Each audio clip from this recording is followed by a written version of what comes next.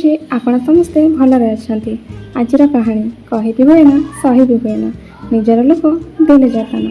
ଜାଣିଛନ୍ତି ଯେତେବେଳେ ଆପଣମାନେ ଷ୍ଟ୍ରଗଲ୍ କରୁଥିବେ ନା, ସକ୍ସେସ୍ ହେଇନଥିବେ, ନିଜ ବନ୍ଧୁବାନ୍ଧବ ପରିଜନ ଆପଣଙ୍କୁ ବହୁତ ତାନା ମାରୁଥିବେ, ହସି ମଜାକ ଉଡ଼େଇଥିବେ, କିନ୍ତୁ ମୋ ଉପରେ ଭରସା ରଖନ୍ତୁ।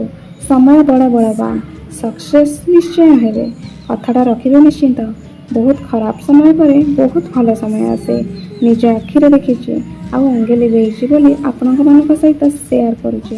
ଆଉ ଗୋଟେ କଥା ଜାଣିଛନ୍ତି, ଯେଉଁ ନିଜ ବନ୍ଧୁ ପରିଜନମାନେ ଆପଣମାନଙ୍କୁ ତାନା ମାରୁଥିବେ ଆଉ ହସି ମଜାକରେ ଉଡ଼ଉଥିବେ ନା, ସେଇମାନେ ଆପଣ ସକ୍ସେସ୍ ହେଲା ପରେ ଦିନରେ 10 ଥର ଫୋନ୍ କରି ଶୁଭକାମନା ଜଣାଇବେ। ସତରେ ବହୁତ ମଜା ଲାଗେ ଏଇ କଥା ଭାବିଲେ।